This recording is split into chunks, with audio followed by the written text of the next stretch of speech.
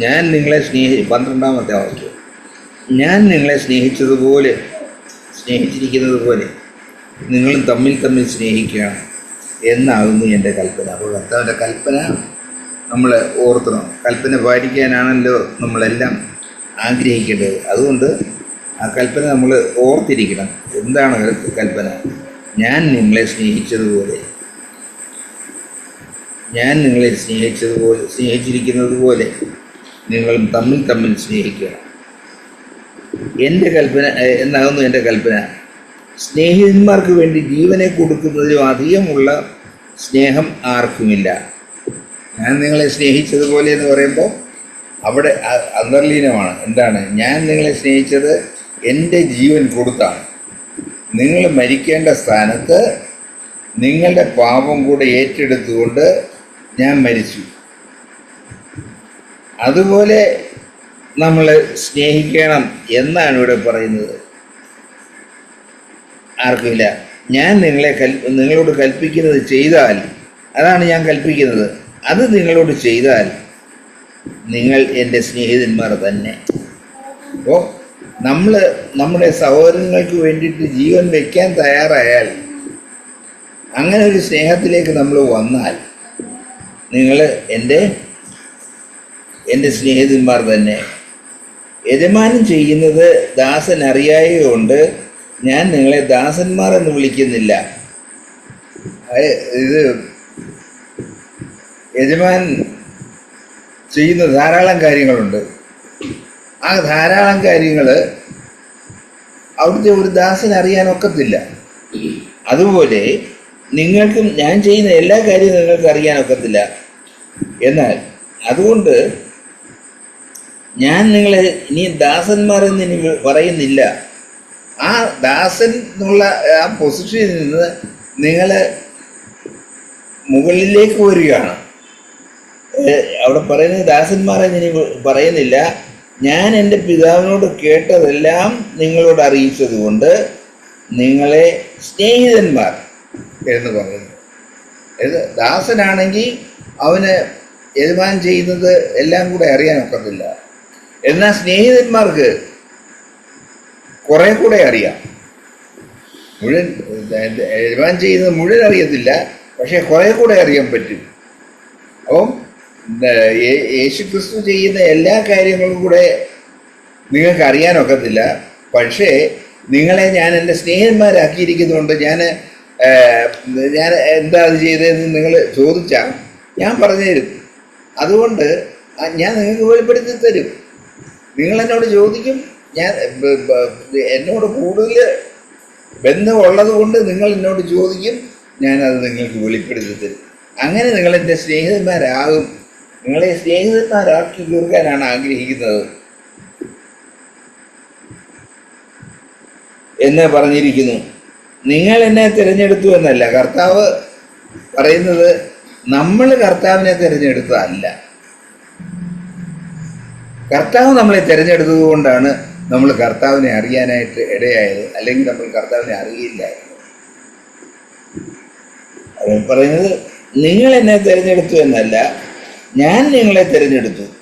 എന്തിന്? നിങ്ങൾ പോയി ഫലം കായ്ക്കേണ്ടത്. നമ്മൾ ഫലം കായ്ക്കണമെന്നുള്ളതാണ്.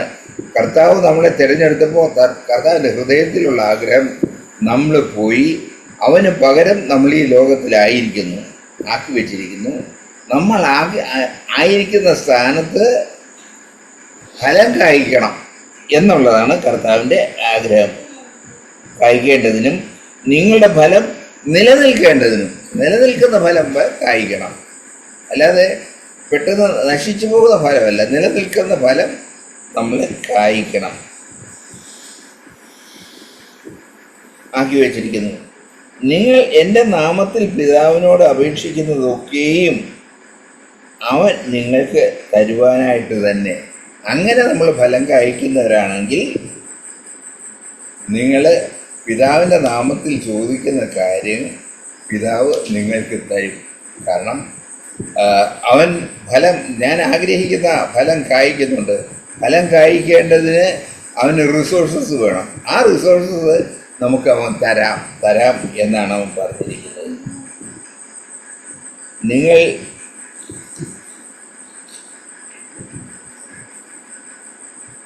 തമ്മിൽ തമ്മിൽ സ്നേഹിക്കേണ്ടതിന് ഞാൻ ഇത് നിങ്ങളോട് കൽപ്പിക്കുന്നു.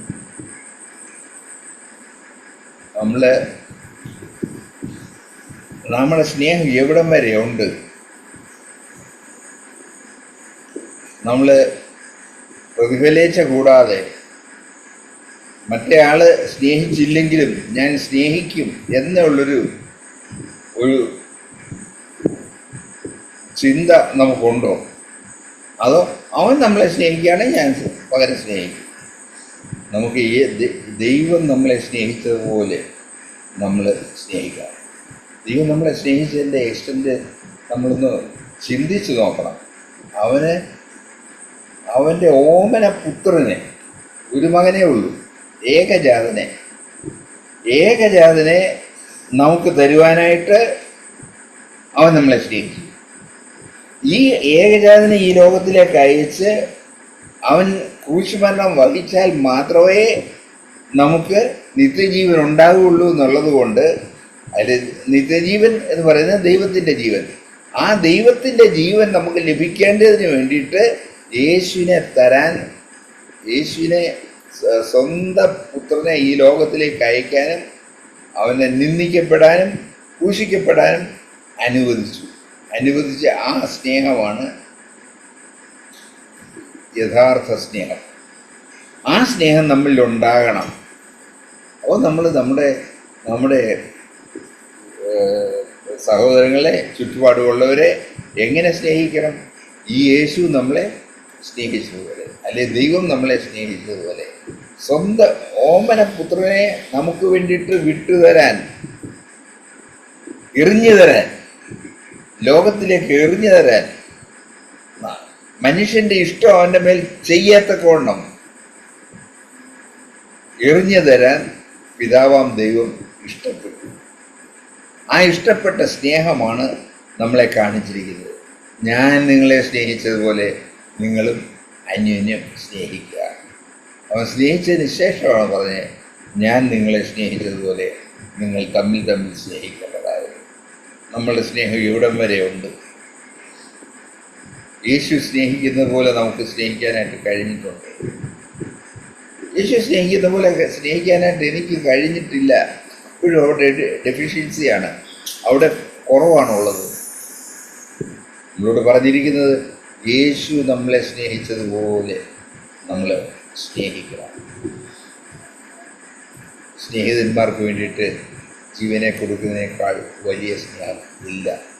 ഒരു സ്നേഹത്തിന് വേണ്ടിയിട്ട് ഞാൻ ജീവനെ കൊടുക്കാൻ തയ്യാറാണ്.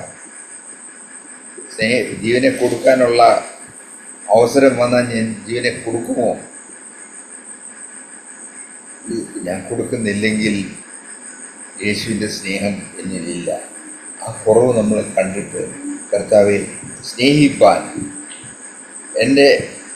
എനിക്ക് എൻ്റെ മുമ്പിൽ വരുന്നവരെ, എൻ്റെ അടുത്തേക്ക് നീ അയക്കുന്നവരെ ഒരു കാരണവും കൂടാതെ സ്നേഹിക്കാൻ കർത്താവെ അതിനുള്ള കഴിവ് തന്ന് എന്നെ സഹായിക്കണമേ എന്ന് നമുക്ക് പ്രാർത്ഥിച്ച് ആ സ്നേഹത്തിലേക്ക് വരാനായിട്ട് നമുക്ക് ഉത്സാഹിക്കാം. ദൈവം നമ്മളെ അനുഗ്രഹിക്കും, യാതൊരു സംശയമില്ല. അതിന് പാത്രീഭൂതരായി തീരാനായിട്ട് നമുക്ക് ഉത്സാഹിക്കാം.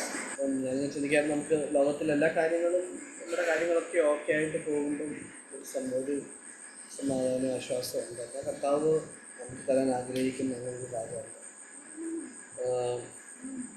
നമ്മളുടെ പ്രശ്നങ്ങളുടെ ഇടയിലും നമ്മളെ അലോരസപ്പെടുത്തുന്ന പല കാര്യങ്ങളുടെ ഇടയിലും ദൈവം നമുക്ക് സന്തോഷവും സമാധാനവും വാഗ്ദത്തം ചെയ്തിട്ടുണ്ട്.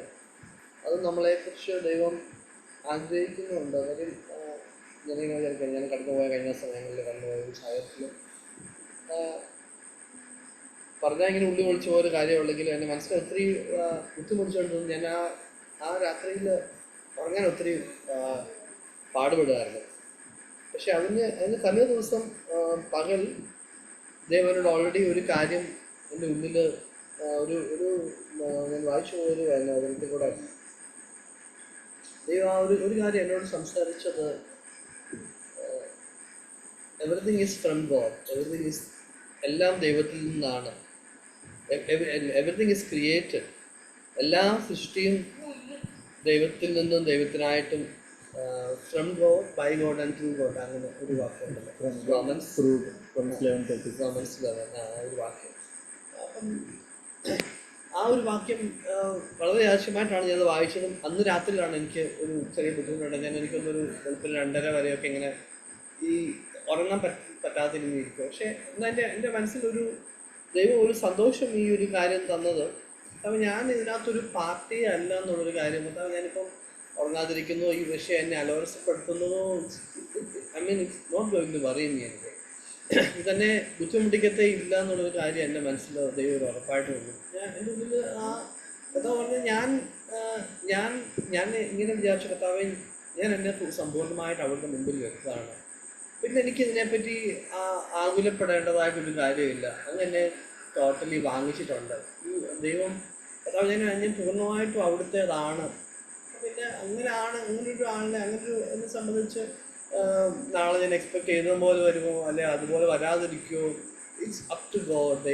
ദൈവത്തിനാണ് ഇതിൻ്റെ മുറ്റം ഉള്ള ഇതിൻ്റെ മൊത്തത്തിലുള്ള ഇതിൻ്റെ റിസൾട്ട് ദൈവത്തിൽ ആശ്രയിച്ചാണ്. അപ്പം ഞാൻ സൃഷ്ടിക്കപ്പെട്ടിരിക്കുന്നത് തന്നെ അവിടുത്തെ ഇഷ്ടത്തിലാണ്. അവിടുത്തെ ഇഷ്ടത്തിനായിട്ട് വേണ്ടിയിട്ടാണ് ഞാൻ സൃഷ്ടിക്കപ്പെട്ടിരിക്കുന്നുള്ളൊരു കാര്യം എൻ്റെ ഉള്ളിലൊരു വലിയ ധൈര്യവും വളരെ സന്തോഷവും ആശ്വാസവും ദൈവം ആ രാത്രി എൻ്റെ ഉള്ളിൽ എനിക്കറിയാം. എപ്പോഴും നമ്മുടെ ഒരു വലിയ പ്രശ്നം കഴിഞ്ഞ ദിവസം നമ്മൾ വിളിച്ച പോലെ തന്നെ നമുക്ക് നമ്മുടേതായിട്ടൊരു വലിയ പ്ലാനും അജണ്ടയും നമ്മുടെ ലൈഫിനെ പറ്റിയുണ്ട്. അവിടെയാണ് ഈ ഒരു വലിയ പ്രശ്നം കിടക്കുന്നത്. അപ്പം അവിടെ അല്ലെങ്കിൽ ഒരു കാര്യം നമ്മുടെ മനസ്സിൽ നാളെ അല്ലെങ്കിൽ മറ്റന്നാൾ ചെയ്യാൻ നമ്മൾ ഉദ്ദേശിക്കുന്ന ഒരു കാര്യമുണ്ട്. പിന്നെ അത് ദൈവഹിതമാണോ എന്ന് നമുക്കറിയത്തില്ല. നമ്മുടെ ഉള്ളിൽ അത് ചെയ്യണോ എന്ന് പറഞ്ഞ് വലിയൊരു ത്വര നമ്മുടെ ഉള്ളിൽ, അത് ചെയ്യണം, അല്ലെങ്കിൽ അവിടെ പോകണം, അല്ലെങ്കിൽ ആളിനെ കാണണം, അല്ലെങ്കിൽ ഇന്ന കാര്യം ചെയ്യണം. ഈ ഒരു വിഷയത്തിനുള്ളിൽ നമുക്ക് ഈസിയായിട്ട് ഏറ്റവും നമ്മുടെ സമാധാനത്തിനും ആശ്വാസത്തിനുമായിട്ട് ചെയ്യാൻ പറ്റുന്നൊരു കാര്യം നമ്മൾ കേട്ടിട്ടുള്ള പോലെ ജഡത്തിൻ്റെ ചിന്ത മരണമാണ്. നമ്മൾ സെറ്റ് ചെയ്തതൊന്ന് കർത്താവ് ഇത് തീർച്ചയായിട്ടും കർത്താവ് ഞാൻ അവിടുത്തെ മുമ്പിൽ വെക്കുകയാണ്. You decide the things. അങ്ങ് ഈ കാര്യത്തെ തീരുമാനിച്ചാട്ടെ, അവിടുത്തെ ഇഷ്ടമാണെങ്കിൽ നടക്കട്ടെ, അല്ലെങ്കിൽ എനിക്ക് വേണ്ടെന്ന് നമ്മൾ സന്തോഷം അങ്ങനെ പറയാൻ പറ്റുന്നെങ്കിൽ നമ്മുടെ ഉള്ളിലുള്ള എല്ലാ അസമാധാനവും നീങ്ങി നമുക്ക് പിന്നെ അതിനെപ്പറ്റി ഓർത്ത് വെറി ചെയ്യേണ്ട. കർത്താവ് എനിക്ക് അവിടുത്തെ ഇഷ്ടം മാത്രം എൻ്റെ ലൈഫിൽ മതി എന്നൊരു ഒരു ഉറപ്പിൽ ആ ഒരു സന്തോഷത്തിൽ നമ്മൾ സ്വസ്ഥമായിട്ടിരിക്കാനും ആശ്വാസം പ്രാപിക്കാനായിട്ട് കഴിയുന്ന കാര്യം ഞാൻ ഈ സമയങ്ങളിൽ കണ്ടെത്തി. അതിനായിട്ട് ഞാൻ ദൈവത്തിന് വളരെ നന്ദി പറയുന്നു കർത്താവേ. അതുകൊണ്ട് എനിക്ക് ഇന്നതാകണമെന്നോ അല്ല എൻ്റെ ഉള്ളിൽ ചില ആഗ്രഹങ്ങളുണ്ട്, ഡെഫിനറ്റായിട്ട് അതവിടെയുണ്ട്. പക്ഷേ കർത്താവ് അതിനുവേണ്ടി ഞാൻ പോരാടുകയോ അതിനായിട്ട് ഞാൻ വലിയ കരുക്കൾ നീക്കുകയൊന്നും ചെയ്തില്ല. കർത്താവേ, ഞാൻ എന്നെ പൂർണ്ണമായിട്ട് സമർപ്പിക്കുന്നു. എന്നെപ്പറ്റിയുള്ള അവിടുത്തെ ഇഷ്ടം അങ്ങനെയാണെങ്കിൽ കർത്താവേ അങ്ങനെ ആയിക്കോട്ടെ, അല്ല ഇങ്ങനെയാണെങ്കിൽ ഇതാ എനിക്ക് ഏറ്റവും കാര്യം. എൻ്റെ ഇതെന്ന് വെച്ചാൽ നമ്മൾ ദൈവത്തിന് ഇഷ്ടമില്ലാത്തൊരു വഴിയിൽ പോയി നമ്മൾ അലയുന്നതിനേക്കാളും ദൈവം നമ്മളെക്കുറിച്ച് ആഗ്രഹിക്കുന്ന ഇടയത്ത് ദൈവത്തിൻ്റെ സാക്ഷിയായി ദൈവത്തിൻ്റെ സമാധാനം ഉള്ള ഒരു ഇടത്ത് ദൈവം നമ്മളെ കരുതുന്ന ഒരിടത്തായിരിക്കുന്നതാണ് ഏറ്റവും നല്ലൊരു കാര്യം എന്ന് നമ്മുടെ ഉള്ളിൽ നമ്മൾ മനസ്സിലാക്കുന്നത്. പിന്നെ നമ്മളിപ്പോൾ കേട്ടതുപോലെ ദൈവം നമ്മളെക്കുറിച്ച് ആഗ്രഹിക്കുന്ന ഒരു സ്റ്റാൻഡേർഡ്, യേശു നമ്മളെ സ്നേഹിച്ച പോലെ മറ്റുള്ളവരെ സ്നേഹിക്കുക എന്നുള്ളത് വലിയ വിളിയാണ്. എനിക്കൊന്ന് ജോജിമാരാന്ന് തോന്നുന്നു, എന്തിനാണ് അത്ര വലിയൊരു സ്റ്റാൻഡേർഡ് വെച്ചേക്കുന്നതെന്ന് ചോദിച്ചാൽ നമ്മളവിടെ എത്തത്തില്ല. പക്ഷേ നമുക്ക് വി ഹാവ് എ സ്റ്റാൻഡേർഡ്. നമുക്ക് അവിടെ ആണ് നമ്മുടെ ഇതെന്ന് ഓർക്കുമ്പോൾ നമുക്ക് ഒത്തിരി ഓടേണ്ടതായിട്ടുണ്ട്. അവിടെ നമ്മൾ അതിലേക്കാണ് നമ്മളെ വിളിക്കുന്നതെന്ന് തോന്നുമ്പം അതാണ് നമ്മളെ ദൈവത്തിൻ്റെ വിളി നമ്മളെക്കുറിച്ച് അതാണെന്ന് ഞാൻ വിചാരിക്കുന്നത്. അത് നമുക്ക് ഒത്തിരി പ്രത്യാശ തരും. അതുമായിട്ട് അവിടെ നമ്മളെ കമ്പയർ ചെയ്യുമ്പോൾ നമുക്ക് മനസ്സിലാവും കർത്താവ് ഞാൻ എങ്ങും എത്തിയിട്ടില്ല എന്ന് മാത്രമൊന്നുമല്ല, ഞാൻ അതിൻ്റെ പ്രാഥമിക ഘട്ടത്തിലായിരുന്നു. ഒരു പ്രിലിമിനറി ഈ പറഞ്ഞ പോലെ babies day school pre schooler പോലെ തന്നെ ഒരു സ്റ്റേജിലാണ് പലപ്പോഴും. കർത്താവ് എനിക്ക് എന്നെ സ്നേഹിക്കുന്നവരെ, എന്നെ കരുതുന്നവരെ തന്നെ മനസ്സിലാക്കാനായിട്ടും പലപ്പോഴും എനിക്ക് കഴിയുന്നില്ല. എന്നാൽ എന്ന് പറഞ്ഞ് നിർത്തുമല്ല, ഞാൻ അങ്ങനെ ദൈവം ഈ ഒരു കാര്യം നമ്മളെക്കൊണ്ട് അസാധ്യമെന്ന് തോന്നിക്കുന്ന ഈ എല്ലാ കാര്യങ്ങളും നമ്മുടെ ജീവിതത്തിൽ നിശ്ചയമായിട്ടും നമ്മുടെ ഉള്ളിൽ സാധ്യമാക്കി തരാനായിട്ടാണ് ഈ കഴിവില്ലാത്തവരായിട്ടുള്ള ഒരു സ്നേഹവും ഇല്ലാത്ത എന്നെയും ദൈവം എന്നെയും വിളിച്ചത് എനിക്ക് ചുറ്റുമുള്ളവരെ സ്നേഹിക്കാനായിട്ടുള്ള ഒരു പ്രാഥമികമായ കർത്തവ്യം എനിക്കുണ്ട്. അവിടെ ഞാൻ കുറവുള്ളവനായിട്ടിരിക്കുമ്പോൾ കർത്താവ് പറഞ്ഞ ആത്മാവിൽ ദരിദ്രരായിട്ടുള്ള ഒരു ഭാഗ്യവാന്മാർ. ഒരു എൻകറേജിങ് ആയിട്ടുള്ള വേർഡാണ്. കാര്യം അവിടെ നമുക്ക് അവിടെ ഒരു ദാരിദ്ര്യം ഉണ്ടെന്ന് നമ്മൾ കണ്ടെത്തുമ്പോൾ എന്തുവാണ് ശരിക്കും നമുക്ക് ദൈവത്തെങ്കിലും കർത്താവ് ഞാൻ ദരിദ്രനാണ്, എനിക്ക് മറ്റുള്ളവരെ സ്നേഹിക്കാനായിട്ട് ഐ ഡോണ്ട് ഹാവ് എനിത്തിങ്. എനിക്ക് എൻ്റെ ഉള്ളിൽ നിന്ന് എനിക്ക് വാസ്തവത്തിൽ എനിക്ക് സ്നേഹമില്ലെന്ന് നമ്മൾ കണ്ടെത്തുകയും നമ്മുടെ ദാരിദ്ര്യത്തെ മനസ്സിലാക്കുമ്പോൾ എന്തുവാ നമുക്ക് ദൈവത്തിൻ്റെ അടുത്ത് പോയി കർത്താവെ ഞാൻ ദരിദ്രനാണ്, fill me with your love, അവിടുത്തെ സ്നേഹത്താൽ കർത്താവെ അങ്ങനെ നടക്കണം. അങ്ങേക്ക് മാത്രമേ എന്നെ സ്നേഹമുള്ള മനുഷ്യനായിട്ട് തീർക്കാനായിട്ട് അങ്ങേക്ക് മാത്രമേ പറ്റത്തുള്ളൂ. ബിക്കോസ് ഞാൻ ജനിച്ചിരിക്കുന്നത് തന്നെ സ്വാർത്ഥനായിട്ടും എൻ്റെ ഇഷ്ടങ്ങൾ എൻ്റെ പോലെ ഞാൻ ഉദ്ദേശിക്കുന്ന പോലെ കാര്യങ്ങളൊക്കെ നിങ്ങൾ പറഞ്ഞാൽ ഞാൻ പ്രസൻ്റ് ആവും, എനിക്ക് സന്തോഷമുണ്ട്. അല്ലെങ്കിൽ എന്നെ അലോത്സപ്പെടുത്തുന്ന എന്തെങ്കിലും പറഞ്ഞ് ഞാൻ ഡിസ്റ്റർബ്ഡ് ആവുമെന്ന് പറയുന്നിടത്തുനിന്നാണ് ദൈവം നമ്മളെ യേശുവിൻ്റെ സ്വഭാവത്തിലേക്ക് നടത്താൻ പോകുന്നത് എന്നുള്ളത് വലിയ സത്യമുണ്ട്. നമുക്കത് വലിയൊരു പ്രത്യാശയാണ്. നമ്മൾ കഴിഞ്ഞ ആഴ്ച നമ്മൾ ചെയ്തതുപോലെ റോമാലയനത്തിലെ ഒരു വാക്യം, God is the God of hope, ദൈവം പ്രത്യാശയുടെ ദൈവമാണ്. ആ ഒരു വാക്യം എൻ്റെ മനസ്സിൽ ഒരു വലിയൊരു സന്തോഷം ഉണ്ടാകും. ബിക്കോസ് ദൈവം നമ്മുടെ ഉള്ളിൽ നമുക്ക് നടക്കത്തില്ലെന്ന് തോന്നുന്ന അനേകം കാര്യങ്ങളുടെ മുന്നേ നമ്മളെ കൊണ്ടുപോകുന്ന ശേഷം ആ ഒരു ദാരിദ്ര്യത്തിൻ്റെ അവസ്ഥയെ കൊണ്ടുവന്നിട്ട് ദേശം പറയാം ദൈവം നമ്മളെ വിളിച്ചിട്ട് പറയുകയാണ് I can make it possible. ദൈവത്തിന് നമ്മുടെ ഉള്ളിൽ ഞാൻ ആ ഒരു കാര്യത്തിൽ പ്രത്യാശയോടെ നോക്കാനായിട്ട് ആഗ്രഹിക്കുന്നു. യേശുവിനെ പോലെ സ്നേഹിക്കാനായിട്ട് പേഷ്യൻ്റായിട്ടിരിക്കാനായിട്ട് പറഞ്ഞ പോലെ ചില സമയത്ത് നമ്മളോട് തന്നെ നമ്മൾ ഇമ്പേഷ്യൻ്റ് ആകുമ്പോൾ ഇത്ര കാലമായിട്ട് CSCയുടെ ഇതായിട്ടിരിക്കുന്നത് നമ്മളിവിടെ പലയിടത്ത് എത്തിച്ചേർന്ന് വി ഹാവ് നോട്ട് റീച്ച്, നമ്മൾ തന്നെ നമ്മൾ നിർത്താവും ഞാൻ എങ്ങും എത്തിച്ചേർന്നില്ലെന്ന് പറഞ്ഞൊരു സ്വയ സഹതാപത്തിൻ്റെയും നിരാശയുടെയും വക്കീലിൻ്റെ ഒരുപക്ഷെ നമ്മളെ തന്നെ അങ്ങ് തള്ളി ഒരു കുഴിയിലിട്ട ശേഷം നമ്മൾ പ്രതീക്ഷയറ്റവരായിട്ട് ഇരിക്കാനല്ല ദൈവം നമ്മളെ ഉദ്ദേശിക്കുന്നത്. നമുക്ക് നമ്മളെ തന്നെ പറ്റിയ കാര്യം നമ്മളെ വിളിച്ച ദൈവം വിശ്വസ്തനാണ്. ദൈവം നമ്മളെ അനേകം ഇങ്ങനെയുള്ള എത്രയ്ക്ക് ബസ് അങ്ങനെ പറഞ്ഞിട്ടുണ്ട്. പറഞ്ഞ പോലെ നമ്മളിവിടെ അല്പം കഷ്ടത അവിടെ അല്പം കഷ്ടത, ഇങ്ങനെ പല സെഗ്മെൻറ്റുകളിൽ ഇങ്ങനെ നമ്മൾ നോക്കുമ്പോൾ ഇവിടെ പ്രയാസം അവിടെ പ്രയാസം, അങ്ങനെ ഒരു വലിയ ഫ്രാഗ്മെൻറ്റ്സ് ഇങ്ങനെ പ്രയാസം. എന്നാൽ തിരിച്ച് ഇതിനെല്ലാം കൂടെ ഒരു പസിൽ പോലെ ഇതിനെല്ലാം ചേർത്ത് വെക്കുമ്പോഴാണ് ദൈവത്തിൻ്റെ ഒരു വലിയ നമ്മൾക്ക് വേണ്ടി ഒരു ദൈവത്തിൻ്റെ പർപ്പസ്, ഒരു പൂർണ്ണ ചിത്രം നമ്മുടെ ഉള്ളിൽ നമ്മളെക്കുറിച്ചുള്ള ദൈവത്തിൻ്റെ പൂർണ്ണഹിതം വെളിവാകുന്നു എന്ന് പറഞ്ഞ പോലെ നമുക്ക് ആ ഒരു സന്തോഷത്തിൽ ദൈവത്തിൻ്റെ ഇഷ്ടത്തിനായിട്ട് ഇങ്ങനെ സമർപ്പിച്ചുകൊണ്ട് ദൈവം നമുക്ക് വേണ്ടി ഒരുക്കിയിരിക്കുന്ന ആ വലിയ പ്രത്യാശയിലേക്ക് നടത്താനായിട്ട് ദൈവം നമ്മളെ ഓരോരുത്തരെയും സഹായിച്ചിട്ട്. Greater love than this to lay down one's life for others. നമ്മുടെ ജീവനെ കൊടുത്തിട്ട് അതാണ് സ്നേഹത്തിൻ്റെ ഒരു കർത്താവ് നമ്മളെ പഠിപ്പിച്ചിരിക്കുന്നതായ ഒരു സ്റ്റാൻഡേർഡ്. യാക്കോബിൻ്റെ ലേഖനത്തിൽ ഇങ്ങനൊരു വാക്യമുണ്ടല്ലോ, let us not love in words but in deeds. അത് ഇത്തിരി പ്രയാസമാണ്. അതിനാണ് ഞാൻ വിശ്വസിക്കുന്നത്. പിന്നെ കർത്താവ് വചനത്തിൻ്റെ 12ാമത്തെ വാക്യത്തിനകത്ത് this my commandment that you love one another as I have loved. കർത്താവ് ഒരു സ്റ്റാൻഡേർഡ് അവിടെ വെച്ചിട്ടുണ്ട്. ഞാൻ നിങ്ങളെ സ്നേഹിച്ചതുപോലെ നിങ്ങളും അന്യോന്യം സ്നേഹിക്കണം. നമ്മുടെ പിന്നെ സ്നേഹത്തിനൊക്കെ ഒത്തിരി ഹിപ്പോക്രസിയൊക്കെ ഉണ്ട്. പക്ഷേ ഇതെല്ലാം നമുക്ക് പറഞ്ഞു തന്നിരിക്കുന്നു. അത് എൻ്റെ ജീവിതത്തിൽ ഉള്ളതായ തിരുത്തലിനെ ഞാൻ എടുക്കുന്നതിന് ഞാൻ ആഗ്രഹിക്കുകയാണ്. പ്രധാന സഹായിക്കട്ടെ. പിന്നെ 16ാമത്തെ വാക്യത്തിനകത്ത് you did not choose you എടുത്തായിരുന്നു. You did not choose you but I chose you, appointed you that you should go and bear fruit, that your fruit should remain. ഇതിനകത്ത് ഫ്രൂട്ട് എന്ന് ഉള്ളൊരു വാക്ക് 8ാമത്തെ വാക്യത്തിനകത്ത് ഇങ്ങനെ പറയുന്നു, by this my father is glorified. എന്തിന്? That you bear much fruit. നിങ്ങൾ വളരെ ഫലം കായ്ക്കുക. അതായത് 30 വേനി 60 100. അതാണ് ആ 100 പിന്നെ വളരെ ഫലം കായ്ക്കുന്നതായിട്ട് ഒരു ടേപ്പിലൊരു മെസ്സേജിൽ ഞാൻ കേട്ടത്. ആ ഒരു സ്റ്റാൻഡേർഡാണ്. അങ്ങനെ ആകുമ്പോഴാണ് നമ്മൾ യു ആർ മൈ ഡിസൈപ്പിൾ. കർത്താവ് പിന്നെ മത്തായിയുടെ സുവിശേഷം 28-19-20 പറഞ്ഞ് go and preach to the people baptising in my name make them disciple ആണ്.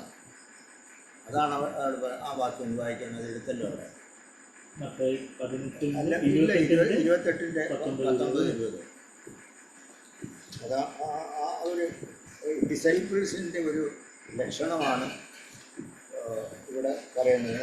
പിന്നെ ആകയാൽ നിങ്ങൾ പുറപ്പെട്ട് പിതാവിന്റെ പുത്രന്റെ പരിശുദ്ധാത്മാവിന്റെ നാമത്തിൽ സ്നാനം കഴിപ്പിച്ചു ഞാൻ നിങ്ങളോട് കൽപ്പിച്ചതൊക്കെയും പ്രമാണിക്കാൻ തക്കവണ്ണം ഉപദേശിച്ചുകൊണ്ട് സകല ജാതികളെയും ശിഷ്യരാക്കി.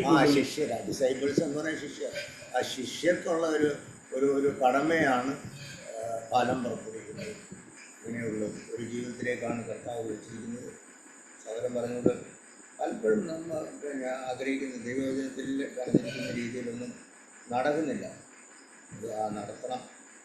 കാരണം അത് അതിന് 5-ാമത്തെ വാക്യത്തിൽ പറയുന്നുണ്ട് 15-5 I am the vine and you are the branches. He who abides in me, എന്നിൽ വസിക്കുകയാണെന്നുണ്ടെങ്കിൽ I in him bears much fruit. For without me you can do nothing. അങ്ങനെ കർത്താവിൽ വസിച്ചുകൊണ്ട് ഈ കർത്താവ് ആഗ്രഹിക്കുന്ന ഫലം പിടിക്കുവാൻ കർത്താവിൻ്റെ സഹായിക്കും. സ്തോത്രം.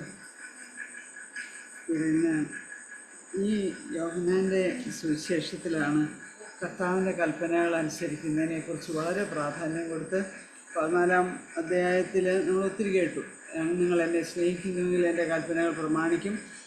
എൻ്റെ കൽപ്പനകൾ ലഭിച്ച് പ്രമാണിക്കുന്നവൻ എന്നെ സ്നേഹിക്കുന്നു. എൻ്റെ കൽപ്പനകൾ ലഭിച്ച് പ്രമാണിക്കുന്നവനെ പിതാവ് സ്നേഹിക്കും. ഞാനും പിതാവും കൂടാവിൻ്റെ കൂടെ പോയി വാസം ചെയ്യുമെന്നൊക്കെ 14-ാം അധ്യായത്തിൽ കേട്ടു. ഇവിടെയും അതുതന്നെയാണ് പറയുന്നത്. അതിൻ്റെ ആ 9-ാമത്തെ വാക്യത്തിൽ നമ്മൾ ഇന്ന് ബ്രദർ ഒന്നുകൂടൊന്ന് റിവൈസ് ചെയ്ത് പറഞ്ഞല്ലോ. എൻ്റെ കൽപ്പനകൾ പ്രമാണിച്ചാൽ, അവിടെ പറയുന്നത് ഞാൻ എൻ്റെ 10-ാം വാക്യം, ഞാൻ എൻ്റെ പിതാവിൻ്റെ കൽപ്പനകളെ പ്രമാണിച്ച് അവൻ്റെ സ്നേഹത്തിൽ വസിക്കുന്നത് പോലെ നിങ്ങൾ എൻ്റെ കൽപ്പനകൾ പ്രമാണിച്ചാൽ എൻ്റെ സ്നേഹത്തിൽ വസിക്കും. ഈ കൽപ്പനകൾ പ്രമാണിക്കുന്നത് തന്നെയാണ് അതിൻ്റെ 5-ാം വാക്യത്തിലും പറയുന്നത്. ഒരുത്തൻ എന്നിലും ഞാൻ അവനിലും വസിക്കുന്നുവെങ്കിൽ അവൻ വളരെ ഫലം കായ്ക്കും. അപ്പോൾ അവൻ്റെ വചനം എന്നിൽ വസിക്കുന്നുണ്ടെങ്കിൽ, ഞാനത് അനുസരിക്കുന്നുണ്ടെങ്കിൽ കർത്താവിൻ്റെ സ്നേഹത്തിൽ വസിക്കാൻ, അവിടുത്തെ കൽപ്പനകൾ ഞാൻ പ്രമാണിച്ചാൽ അവിടുത്തെ സ്നേഹത്തിൽ വസിക്കാനായിട്ട് എനിക്ക് പറ്റും. അപ്പോൾ എൻ്റെ സന്തോഷം പൂർണ്ണമാകും.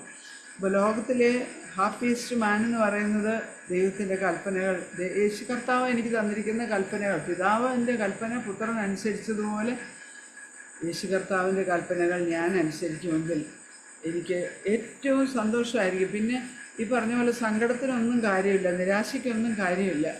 കാരണം കർത്താവ് എങ്ങനെയായിരുന്നു? കർത്താവിന് ഒരിക്കലും നിരാശയില്ലായിരുന്നു, ഒരിക്കലും സംശയമില്ലായിരുന്നു, ഒരിക്കലും വെപ്രാളമില്ലായിരുന്നു.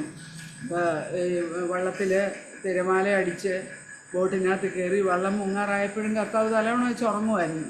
കാരണം കർത്താവിന് അറിയാമായിരുന്നു എനിക്കൊരു പിതാവുണ്ട്, പിതാവാണ് സകലവും നിയന്ത്രിക്കുന്നത്, എൻ്റെ അവസാനം എങ്ങനെയായിരിക്കണമെന്ന് പിതാവ് നിശ്ചയിച്ചിട്ടുണ്ട്. അതുകൊണ്ട് അതുപോലെ തന്നെ സംഭവിക്കുമെന്നുള്ള ഉറപ്പ് യേശുവിനുണ്ടായിരുന്നു. കാരണം പിതാവുമായിട്ട് നിരന്തര സംസർഗത്തിലായിരുന്നു യേശു കർത്താവ്. പിതാവിനോട് സംസാരിക്കാത്ത, പിതാവുമായിട്ട് ഇടപാട് നടത്താത്ത ഒരു സമയം പോലും ഇല്ലായിരുന്നു. എന്ത് വന്നാലും ഉടനെ പിതാവിനോട് ചോദിച്ച്, നിത്യജീവിതത്തിൽ ഓരോ കാര്യങ്ങൾ വരുമ്പോഴും ആ പാപിനിയായ സ്ത്രീയെ കൊണ്ടുവന്ന സമയത്തും അവരെല്ലാവരും ഇവൾ പാപം ചെയ്തു, വിചാരികളെ കല്ലെറിയണമെന്ന് ന്യായപ്രമാണം പറയുന്നു, നീ എന്ത് പറയുന്നു എന്ന് ചോദിച്ചപ്പം അവിടെ കർത്താവ് കുനിഞ്ഞിരുന്ന് നിലത്ത് എഴുതിയേച്ച് അവരോട് പറഞ്ഞത്, നിങ്ങളിൽ പാപമില്ലാത്തവൻ ആദ്യം ഇവളെ കല്ലെറിയട്ടെ. അപ്പോൾ പിതാവ് ആ സമയത്ത്, നമ്മൾ സാക്ബറിൽ നിന്ന് കേട്ടിട്ടുള്ള കാര്യങ്ങളാണ്, പിതാവ് ആ സമയത്ത് യേശുവിനോട് പറഞ്ഞു കൊടുത്തത് അതാ. ആ എഴുതിയ സമയം കൊണ്ട് കർത്താവ് പിതാവുമായിട്ട് സംസാരിച്ചു, ഇവരോട് എന്താ മറുപടി പറയേണ്ടത്. അപ്പോൾ വേണ്ട മറുപടി കിട്ടി കഴിഞ്ഞപ്പം അവിടെ നിന്ന് വലിയവൻ മുതൽ ചെറിയവൻ വരെ ഓടിപ്പോയെന്നാണ് പറയുന്നത്. അപ്പോൾ കർത്താവ് പുത്രന് പിതാവുമായിട്ട് എങ്ങനെ ഒരു ബന്ധം ഉണ്ടായിരുന്നോ അതുപോലെ ഒരു ബന്ധത്തിൽ ഞാൻ പുത്രനുമായിട്ടായിരിക്കുകയാണെങ്കിൽ എൻ്റെ ജീവിതത്തിലെ ഏത് സാഹചര്യത്തെയും നേരിടാനായിട്ട് എനിക്ക് കഴിയും. എപ്പോഴെങ്കിലും എനിക്ക് അതിന് കഴിയാതെ വരുന്നുണ്ടെങ്കിൽ അതിൻ്റെ അർത്ഥം ആ സമയത്ത് ഞാനും യേശു കർത്താവും തമ്മിലുള്ള ബന്ധം, കഴിഞ്ഞ ആഴ്ച കേട്ടല്ലോ, നിരന്തര കൂട്ടായ്മ, അതിനായിട്ടാണ് എന്നെ വിളിച്ചിരിക്കുന്നത്. അവനുമായിട്ട് നിരന്തര യേശുവുമായിട്ടുള്ള നിരന്തര കൂട്ടായ്മയ്ക്കായിട്ട് എന്നെ വിളിച്ചിരിക്കുന്നു. എവിടെയെങ്കിലും ആ കൂട്ടായ്മ ബ്രേക്കായാൽ, അത് ബ്രേക്കാകുന്നത് എൻ്റെ പാപം കൊണ്ട് തന്നെയാണെന്നും കേട്ടു. അപ്പോൾ ആ സമയത്ത് ആ ബ്രേക്കാകുമ്പോൾ അറിയാം കണ്ണി വിച്ഛേദിച്ചു പോയല്ലോ എന്ന്. പിന്നെ ഈ കുത്തുന്നും അല്ലാതെ ശബ്ദമൊന്നും വരത്തില്ല. ആ സമയത്ത് തന്നെ അതില്ലാതെ ജീവിക്കാനൊക്കത്തില്ല. പെട്ടെന്ന് തന്നെ കർത്താവുമായിട്ട് ബന്ധപ്പെട്ട് മാനസാന്തരപ്പെട്ടാൽ ആ ബന്ധത്തിലേക്ക് കർത്താവ് റീസ്റ്റോർ ചെയ്യും. അതാ കർത്താവിൻ്റെ കരുണയെന്ന് പറയുന്നത്. ഇന്ന് ആത്മാവിൻ്റെ ഫലങ്ങളെക്കുറിച്ചൊക്കെ കേട്ടപ്പോൾ കരുണയും മനസ്സലിവും ഒക്കെ കേട്ടല്ലോ. യേശുവിൻ്റെ മനസ്സലിവ് എന്ന് പറയുന്നത് അതാ. ആ മനസ്സലിവ് ഉള്ളതുകൊണ്ട് കർത്താവിൻ്റെ അടുത്ത് എപ്പോൾ വേണമെങ്കിലും ഏതവസ്ഥ വേണമെങ്കിലും ഓടിച്ചെല്ലാം. അവൻ നിന്നെ കൊള്ളത്തില്ലെന്നും പറഞ്ഞ് ഒരിക്കലും എന്നെ തിരിച്ചു വിട്ടിട്ടില്ല. ഞാൻ ഈ ദൈവത്തെ സ്തുതിക്കുന്നു. അതുകൊണ്ട് കർത്താവിൻ്റെ സന്തോഷം എന്നിൽ പൂർണ്ണമാകാൻ, എപ്പോഴും ഞാൻ സന്തോഷത്തിൽ നിലനിൽക്കാൻ, എപ്പോഴും കർത്താവിൻ്റെ വചനം അനുസരിച്ചുകൊണ്ട് ജീവിക്കാൻ ഉള്ള ശക്തി എനിക്ക് തരണേന്ന് ഞാൻ കർത്താവിനോട് പ്രാർത്ഥിക്കുക. എന്നെക്കൊണ്ട് തന്നെ അത് സാധ്യമല്ല. ഞാൻ എപ്പോഴും ഓർക്കുന്ന കാര്യം, എന്നെക്കൊണ്ട് തന്നെ ചെയ്യാൻ കഴിയുന്ന പാപം മാത്രമാണ്. അപ്പം ദൈവത്തിൻ്റെ ഇഷ്ടം എനിക്ക് ചെയ്യണമെങ്കിൽ ദൈവത്തിൻ്റെ പരിശുദ്ധാത്മാവിൻ്റെ ശക്തി എനിക്ക് വേണം. ഇവിടെ തമ്മിൽ സ്നേഹിക്കുന്ന കാര്യമൊക്കെ പറഞ്ഞു. കർത്താവിൻ്റെ സ്നേഹവും കർത്താവിൻ്റെ കരുണയൊക്കെ എൻ്റെ ഉള്ളിലുണ്ടെങ്കിൽ എനിക്ക് മറ്റുള്ളവരെ സ്നേഹിക്കാൻ പറ്റത്തില്ല. അതാ, അവരെ വെറുക്കാൻ എനിക്ക് പറ്റത്തില്ല. കർത്താവ് സ്നേഹിച്ച് അത്രയും സ്നേഹിക്കാൻ എത്തിയില്ലെങ്കിലും അതിനായിട്ട് മുമ്പോട്ട് ആഞ്ഞുകൊണ്ടിരിക്കാനാണ് ഈ വചനം കൂടെ തരുന്നത്. ഇനി ആയിട്ടില്ല, അതിനായിട്ട് പ്രത്യേക സാഹചര്യങ്ങൾ ദൈവം ഒരുക്കി തരികയും ചെയ്യും. എൻ്റെ സ്നേഹം കർത്താവിൻ്റെ സ്നേഹത്തിൻ്റെ അത്ര ആയിട്ടില്ല എന്നുള്ളത്. സ്നേഹിക്കാനല്ലാതെ മറ്റൊന്നിനും കടം വിട്ടിരിക്കരുതെന്നാണ് പൗലോസ് റോമർ 13 പറയുന്നു. അപ്പോൾ കർത്താവിൻ്റെ സ്നേഹത്തോട് ഒക്കാത്തതുകൊണ്ട് എപ്പോഴും ഞാൻ സ്നേഹത്തിൽ കടമാണ്. എന്നാലും കർത്താവിൻ്റെ ആ സ്നേഹത്തിൻ്റെ ഇങ്ങനെ പറയത്തില്ല, ആട് കിടന്നെടുത്തൊരു കൂടെയെങ്കിലും കാണാതിരിക്കുമെന്ന്. അപ്പോൾ കർത്താവിൻ്റെ ജീവൻ എന്നിലുണ്ടെങ്കിൽ ഞാനതിനെ പുറത്തു വരാൻ അനുവദിച്ചാൽ ആ സ്നേഹവും എന്നിൽ നിന്ന് പുറത്തു വരും. കർത്താവ് എപ്പോഴും ആ ജീവനെ വഹിച്ചുകൊണ്ട് ഇരിപ്പാനായിട്ട്, എൻ്റെ ജീവനെ വെച്ച് കളയാനായിട്ട് ഞാൻ ആഗ്രഹിക്കുന്നു. ഇവിടെ നിങ്ങളോട് കൽപ്പിക്കുന്നത് ചെയ്താൽ നിങ്ങൾ എൻ്റെ സ്നേഹിതന്മാർക്ക് വേണ്ടി ജീവനെ കൊടുക്കുക. ജീവനെന്ന് പറഞ്ഞാൽ അത് സന്ദീപ് ബ്രദർ പറഞ്ഞു, നമ്മുടെ ഇഷ്ടത്തെ ആ സമയത്ത് നമ്മുടെ സ്നേഹിതൻ എനിക്കിഷ്ടമില്ലാത്തൊരു കാര്യം ചെയ്യുകയോ പറയുകയോ ചെയ്യുമ്പം അതിനോട് എതിർക്കാനാണ് എൻ്റെ ഇഷ്ടം. ആ ഇഷ്ടത്തെ ഞാൻ മരിപ്പിച്ചിട്ട് ഇല്ല. ഇവിടെ ഞാൻ അവനോട് മറുപടി പറയത്തില്ല. അവൻ പറഞ്ഞോട്ടെ എന്നും പറഞ്ഞ് നിന്നാൽ അവിടെയാണ് എൻ്റെ ജീവനെ കൊടുക്കുന്നത്. അപ്പോൾ ആ സ്നേഹിതന് വേണ്ടി എൻ്റെ ജീവനെ, എന്നിട്ട് അതിന് പകരം അവന് വേണ്ടി പ്രാർത്ഥിക്കാൻ എനിക്ക് കഴിഞ്ഞാൽ എൻ്റെ സ്നേഹിതന് വേണ്ടി ഞാൻ ജീവൻ വെച്ചു. കർത്താവ് ചെയ്തോളും. അവനെ നേർവഴിക്ക് കൊണ്ടുവരാൻ കർത്താവിന് കഴിയും. അതുകൊണ്ട് സ്നേഹിതന്മാർക്ക് വേണ്ടി ജീവനെ കൊടുക്കുന്നതിനേക്കാൾ വലിയ സ്നേഹമില്ല.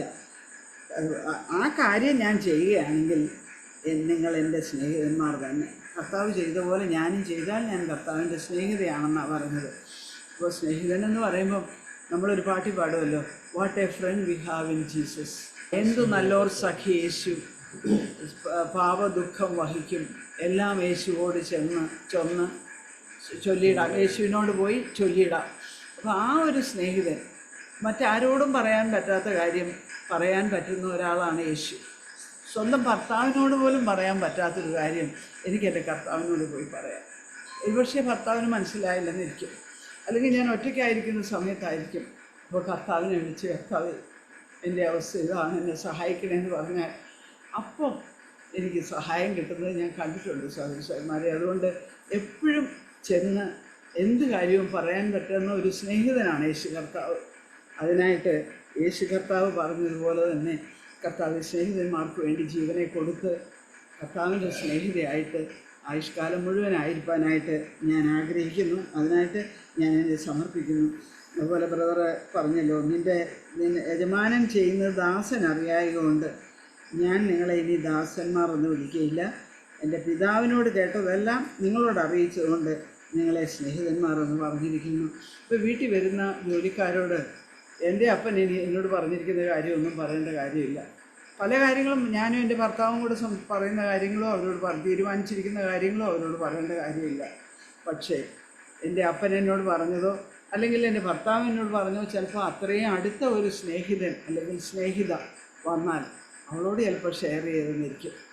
അപ്പോൾ അതുകൊണ്ട് അവളെ സ്നേഹിതയെന്ന് ഞാൻ വിളിക്കും. പിതാവിനോട് കേട്ടതെല്ലാം ഞാൻ നിങ്ങളോട് അറിയിച്ചതുകൊണ്ട് ഇനി നിങ്ങളെ ഞാൻ സ്നേഹിതന്മാരെന്ന് വിളിക്കും. അപ്പോൾ ഇതിനകത്ത് പറഞ്ഞിരിക്കുന്നതെല്ലാം പിതാവിൽ നിന്ന് കേട്ടതാണ് ഈ ശിഷ്യന്മാരോട് പറഞ്ഞിരിക്കുന്നത്. അത് നമുക്കും ഇന്നറിയാൻ കർത്താവ് ഇനിയും 17-ാം അധ്യായത്തിൽ പ്രാർത്ഥിക്കുമ്പം പറയുന്നുണ്ട്, കർത്താവെ ഇവർക്ക് വേണ്ടി മാത്രമല്ല ഇവരുടെ വചനം കേട്ട് ഇനി എന്നിൽ വിശ്വസിക്കാനിരിക്കുന്നവർക്ക് വേണ്ടി കൂടെ ഞാൻ പ്രാർത്ഥിക്കുന്നു. അപ്പം ഈ വചനം കേട്ട് വിശ്വസിച്ച നമുക്കും നമ്മളെയും കർത്താവ് സ്നേഹിതൻ, നമ്മളോടും പിതാവ് അറിയിച്ചതെല്ലാം, പിതാവിൽ നിന്ന് കേട്ടതെല്ലാം എന്നോടും അറിയിച്ചിട്ടുണ്ട്. അതുകൊണ്ട് ഞാൻ കർത്താവിൻ്റെ സ്നേഹിതയാണ്. കർത്താവ് എൻ്റെ രക്ഷകനാണ്, എൻ്റെ പാറയാണ്, എൻ്റെ വീണ്ടെടുപ്പുകാരനാണ്. എന്നാൽ അവിടുന്ന് രാജാവാണെങ്കിലും എൻ്റെ സ്നേഹിതനുമാണ്. അതുകൊണ്ട് ഞാൻ സന്തോഷിക്കുന്നു, ഞാൻ സ്തുതിക്കുന്നു. ഈ കർത്താവിൻ്റെ വിളിയിൽ തെരഞ്ഞെടുപ്പിൽ ഞാനുമായിത്തീരാൻ. അത് തന്നെ അടുത്ത് പറയുന്നത്, എന്നെ നിങ്ങളെന്നെ തിരഞ്ഞെടുത്തു എന്നല്ല, എൻ്റെ എന്തെങ്കിലും മഹിമ കൊണ്ടല്ല കർത്താവിനെ തിരഞ്ഞെടുത്തത്, ഞാൻ നിങ്ങളെ തിരഞ്ഞെടുത്തു. അത് എഫെസ്യർക്ക് എഴുതിയ ലേഖനം 1-ാം അധ്യായത്തിൻ്റെ 4-ാം വാക്യത്തിൽ പറയുന്നു, ലോകസ്ഥാപനത്തിന് മുന്നേ ക്രിസ്തുയേശുവിൽ അവിടുന്ന് എന്നെ തിരഞ്ഞെടുത്തിരിക്കുന്നു. അപ്പം അതുകൊണ്ട് അന്നേ ഞാൻ എൻ്റെ അമ്മയുടെ ഗർഭത്തിൽ ഉരുവാകുന്നതിന് മുമ്പേ, ലോകമുണ്ടാകുന്നതിന് മുമ്പേ ദൈവത്തിൻ്റെ ഹൃദയത്തിൽ ഞാനുണ്ടായിരുന്നു. പുത്രനിൽ എന്നെ തിരഞ്ഞെടുത്തത് കൊണ്ടാണ് ഇന്ന് ഞാനിവിടെ ഇരിക്കുന്നത്. അതുകൊണ്ട് നിങ്ങൾ എന്നെ തിരഞ്ഞെടുത്തതല്ല, ഞാൻ നിങ്ങളെ തിരഞ്ഞെടുത്തു. നിങ്ങൾ പോയി ഫലം കായ്ക്കേണ്ടതിനും നിങ്ങളുടെ ഫലം നിലനിൽക്കേണ്ടതിനും നിങ്ങളെ ആക്കി വെച്ചിരിക്കുന്നു. അതിൻ്റെ കൂടെ തന്നെ പറഞ്ഞു, ഞാൻ ഇന്ന് അത് അത്രയും അങ്ങനെ ശ്രദ്ധിച്ചത്, നിങ്ങൾ എൻ്റെ നാമത്തിൽ പിതാവിനോട് അപേക്ഷിക്കുന്നതൊക്കെയും അവൻ നിങ്ങൾക്ക് തരുവാനായിട്ട് തന്നെ. അപ്പം എന്നെ ആക്കി വെച്ചിരിക്കുന്നത് ഫലം കായ്ക്കേണ്ടതിനാണ്. ഫലം കായ്ക്കുക എന്ന് പറയുമ്പം ഇന്ന് കുറേ ഫലങ്ങൾ പറഞ്ഞു.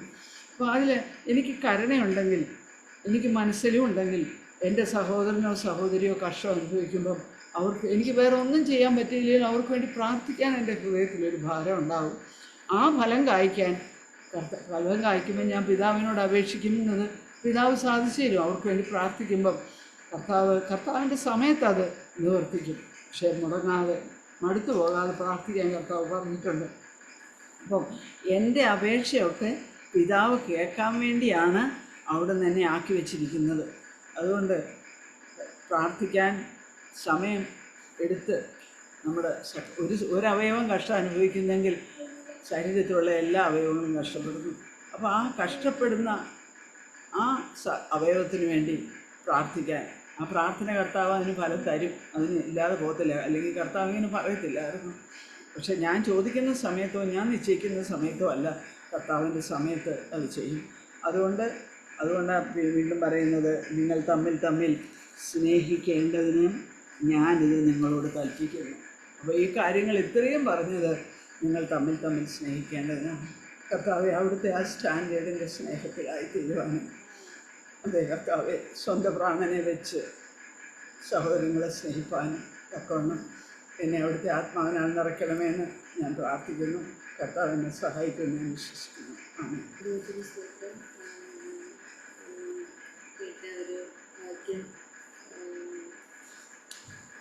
ഗലാത്യർ 5:22-23 പറഞ്ഞപ്പോൾ അതിനകത്ത് അതിനുശേഷം ഈ 1 കൊരിന്ത്യർ 16:14 പറഞ്ഞായിരുന്നു, നിങ്ങൾ ചെയ്യുന്നതെല്ലാം സ്നേഹത്തിൽ ചെയ്യുവിൻ.